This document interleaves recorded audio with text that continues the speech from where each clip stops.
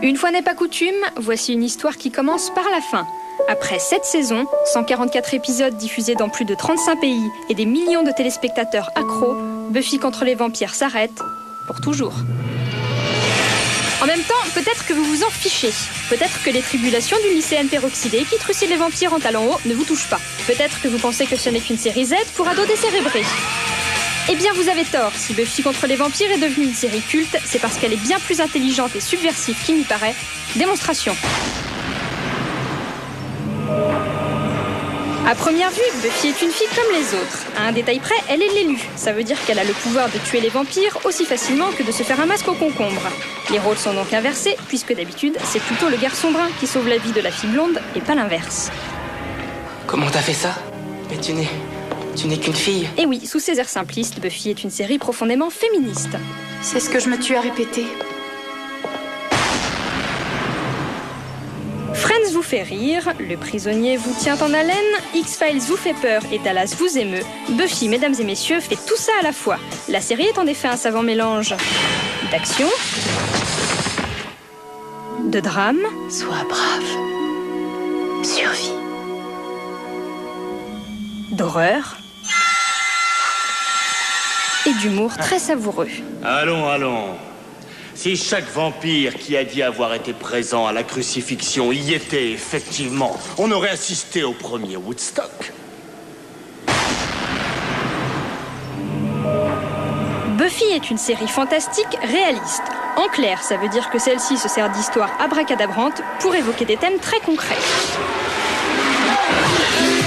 Un exemple.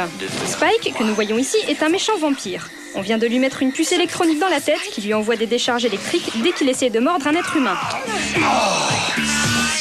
Spike ne peut plus mordre, il n'est pas content. Je comprends rien. Ce genre de choses ne m'est jamais arrivé, jamais. Peut-être que vous êtes nerveux. Ça allait bien quand j'ai commencé. C'est moi, c'est ça? Et si je vous dis qu'en fait il y a un double sens et que le thème traité ici c'est l'impuissance sexuelle? Revoyons la scène. Spike a une panne sexuelle, il n'est pas content. Je comprends rien.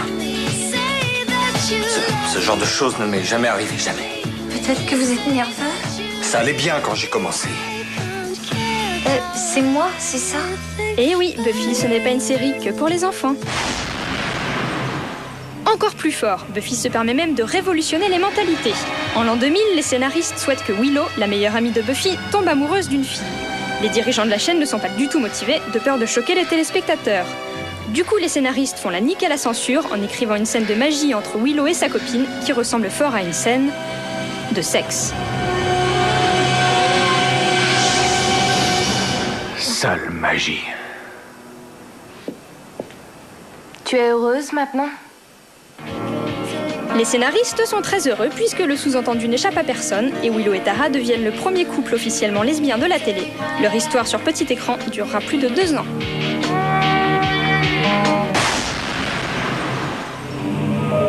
On gardait le meilleur pour la fin, la série a de vraies ambitions artistiques et certains épisodes sont de véritables exercices de style. Cet épisode, par exemple, est muet.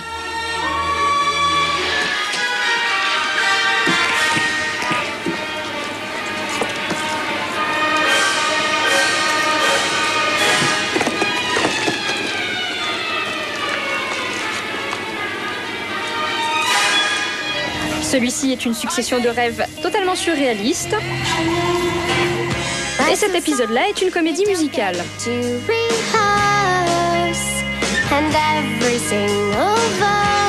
Bref, Buffy est une série qui fait appel à l'intelligence du téléspectateur et c'est rare. Alors en attendant la saison 7 prochainement sur M6, dépassez les préjugés et plongez-vous dans cet univers magique. Promis, vous fera un beau voyage.